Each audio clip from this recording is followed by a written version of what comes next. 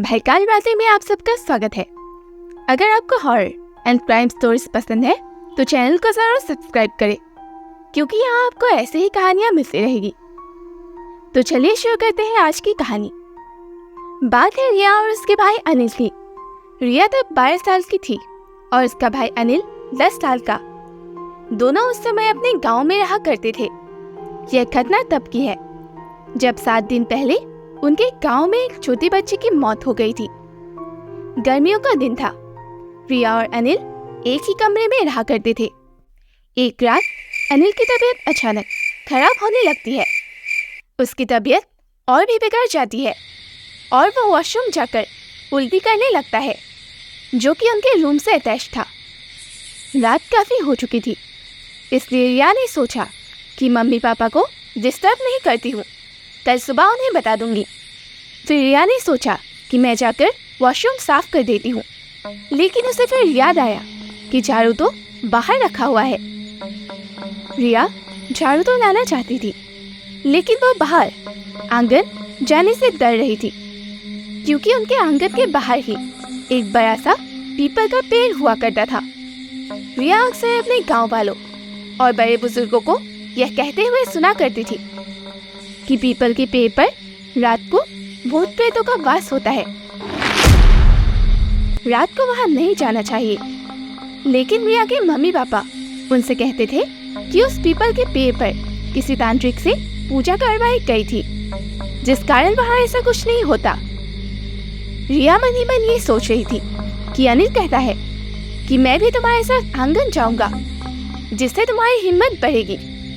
फिर रिया और अनिल ने जैसे तैसे हिम्मत जुटाई और दोनों धीरे धीरे आंगन की तरफ बढ़ने लगते हैं। और दोनों ने आंगन से झाड़ू लाया और तुरंत अंदर आ गए। फिर रिया ने अनिल से पूछा, अनिल अब तेरी तबीयत कैसी है? लेकिन अनिल ने कोई भी जवाब नहीं दिया और चुपचाप सो गया। अजीब है। रिया भी वॉशरूम साफ करने के बाद सो गई। अगली सुबह रिया ने उठकर देखा कि अनिल का बुखार अब बहुत तेज हो चुका है, लेकिन रिया ने देखा कि अनिल अब कुछ अजीब बिहेव कर रहा है। अनिल थोड़ी देर जोर जोर से हंसता और फिर अचानक रोने लगता। यह सब देखकर रिया बहुत डर जाती है और अब उसने अपनी मम्मी को बुलाया। अनिल का बिहेवियर और भी ज्यादा अजीब होता जा रहा था। वो अब कमरे से उठकर बार बार बाहर जाने की कोशिश कर रहा था। रिया के पापा उस वक्त घर पर नहीं थे। रिया की मम्मी शायद कुछ समझ गई थी।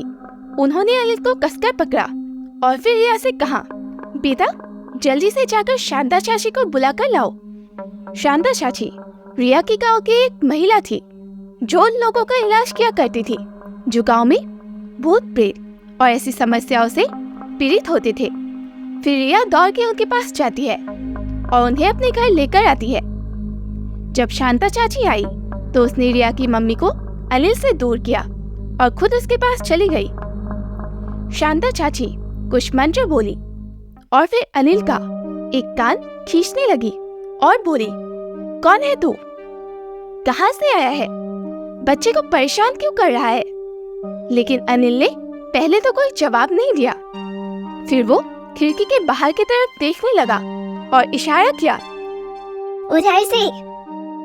रिया ने महसूस किया कि वो आवाज उसके भाई अनिल की थी ही नहीं, बल्कि किसी और बच्चे की तरह लग रही थी। कुछ समय बाद अनिल बोलने लगा, माँ पानी दो ना माँ। और उनकी मम्मी अनिल को पानी देने ही वाली थी कि शांता चाची ने रिया और उसकी मम्मी को पानी देने से मना कर दिया और थोड़ी ही देर में अनिल बेहोश हो गया। रिया और उसकी माँ घबरा जाती है।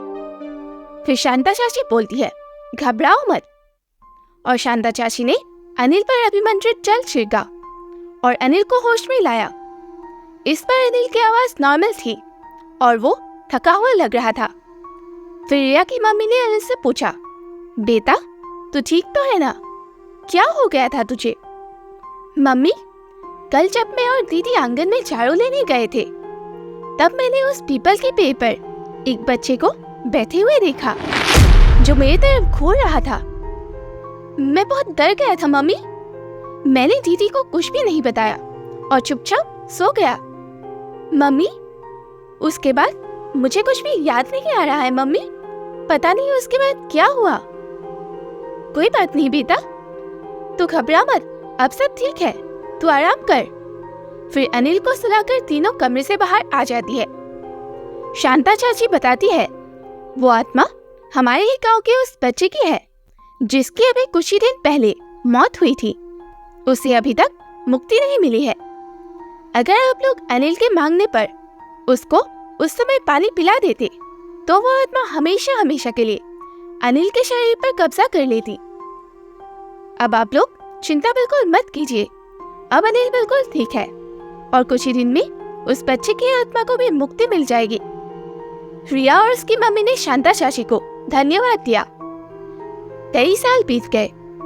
रिया अब 24 साल और अनिल 22 साल का हो चुका है। अब वो लोग अपना गांव वाला घर छोड़ चुके हैं और शहर में रहते हैं। अब रिया एक मेडिकल स्टूडेंट है। वो इन सब बातों में यकीन नहीं करती। रिया को आज भी ये शक होता है कि अनिल के साथ उस दिन जो भी हुआ था क्या वो सच था या फिर अनिल का भ्रम या फिर उसकी कोई शरारत। लेकिन अनिल उस दिन के बाद अंदर से बिल्कुल सहम चुका था, वो डर चुका था। आज भी अनिल पीपल के पेड़ के आसपास जाने से डरता है। अगर कहानी अच्छी लगी हो तो वीडियो को लाइक और शेयर जरूर करें और साथ ही भयकाल राधे को सब्सक्राइब करना ना भूलें, क्योंकि यहाँ आपको ऐसी ही भूतिया कहानियाँ मिलती रहेगी। आज के लिए बस इतना ही। हम मिलेंगे जल्द ही एक ऐसे ही भूतिया कहानी के साथ।